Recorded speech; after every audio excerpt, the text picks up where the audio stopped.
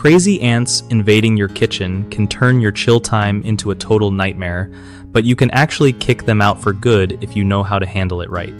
First off, you gotta clean every crumb and spill like your sanity depends on it, because those tiny food bits are basically a 5-star buffet for ants.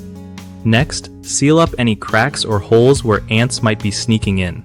It's like locking the door so unwanted guests don't just stroll in.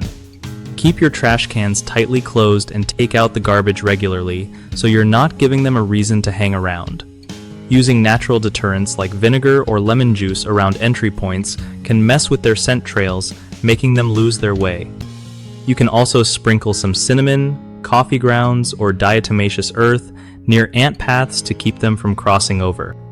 If you spot an ant trail, wipe it down with soap and water to erase their chemical signals. Don't forget to check under appliances and inside cabinets where crumbs and moisture often build up. Lastly, patience is key. Keep doing these things consistently, and you'll see those crazy ants get the hint and leave your kitchen alone. One of the biggest problems with crazy ants in kitchens is ignoring how they find food, because even a tiny crumb can lead to a full-on invasion. The fix is spotless cleaning routines every day.